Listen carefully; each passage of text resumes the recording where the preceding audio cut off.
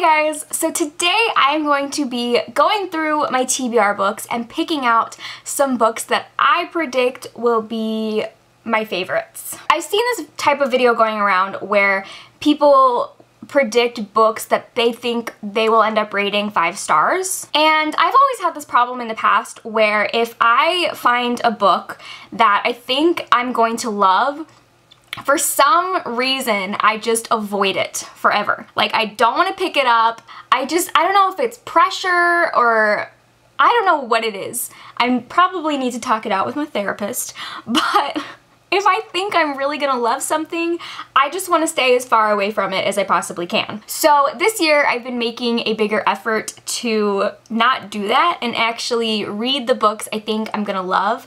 And in doing that, I've already added 7 new books this year to my favorites shelf, which my favorites shelf, it's right back there. It's not the whole thing, it's just one shelf on there, and there's only like maybe 20-25 books on there. Like I said, just in this past 5 months, I've added 7 books to it, which is crazy to me. So I decided to go through my TBR and find and pick out 5 books that I think will probably make their way onto that favorites shelf, and I'm going to challenge myself and push myself to read these. And basically this video was kind of inspired by my last read, which I actually just finished, and it is The Poppy War by R.F. Kuang. And this book, spoiler alert, made it onto the favorites shelf. Like I said, I picked out 5 books that I have right here. And I think I have a really good selection. I'm really excited about these. Okay, so the first one is probably the book on here that I've been avoiding the most. I have had this book for 3 years. Let me just show you. Six of Crows by Leigh Bardugo. Now, if you've been around on my channel for a long time, you will know that 3 years ago, BEA 2015, I stood in line for hours and hours and hours to get an ARC of this book and have Leigh Bardugo sign it. And I was so excited, like, the Grisha trilogy had just ended, the hype was real, I loved that trilogy, and I wanted to read this book so badly. And then I didn't. And I didn't. And the hype kept building and building, and now I feel like it's just at this point where I am so scared to read this. But King of Scars, which is Leigh Bardugo's new spin-off series, duology, I don't really know, about Nikolai, who's my all-time favorite character from the Grishaverse, is coming out, and it was revealed that a character from this book will be in that book as well. So obviously now I have no choice but to read this. I know I'm gonna love it. I already know that. Just from what I know, because this book has been around already for so long, and I feel like I know everything. I don't really know the plot, but I know all the characters and the character dynamics and the relationships, and I know a lot about this book for not having read it. But I'm excited. If for some reason you don't know what this is about, it's basically a fantasy heist novel with this crew of people who are on a mission to do something. That's it. I am planning to do like a weekend binge of this book and Crooked Kingdom because I do own that as well. And maybe I'll vlog it and do like a read with me type of vlog video where I just read both of these and tell you guys how I'm feeling as I'm reading them. The next one I've also had for a really long time, and that is The Traitor Beru Cormorant by Seth Dickinson. Every time I hear anything about it, I get this like feeling where I just know I'm gonna love this. So from my understanding of this book, it is about this girl, Beru Cormorant, and she basically has everything taken away from her, and slowly through the course of this book, she works her way up through like the political ladder until she finally has enough power to get revenge. And I think I need to find the tweet, because there was one tweet I saw recently.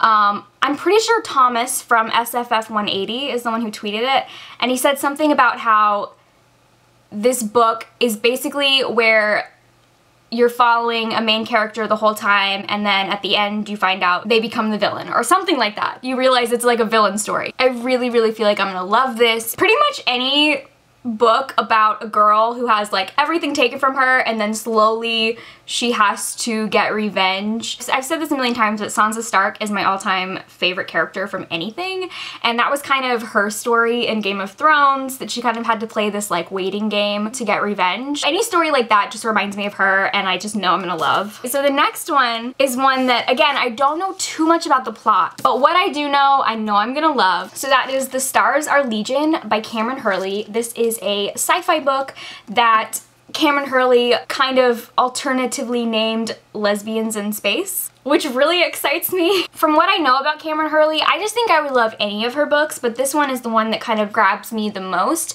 But from what I know about her, she writes really brutal sci-fi and fantasy, which is kind of my cup of tea. Pretty much like my bookish buzzwords are brutal, weird, and grim dark, and I've heard all three of those mentioned when people describe this book. Okay, the next one is one that was not even anywhere on my radar, but a friend of mine, actually Sarah from Sarah Without an H, read this and she told me that she thinks that I would really love it, so I started looking into it and I'm intrigued. I think she's right, but that is Strange the Dreamer by Laini Taylor. So Laini Taylor is the author of the Daughter of Smoke and Bone trilogy, which I own the whole trilogy, but I kind of have no interest in reading it anymore. This book is super hard to describe.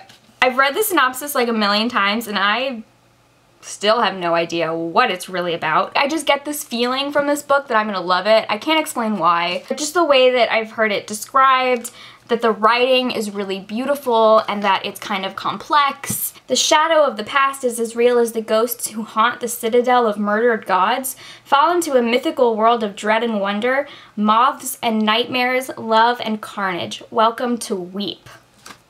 Don't know what any of that means, but I'm here for it. I'm excited. I also just realized all of these books are really tall.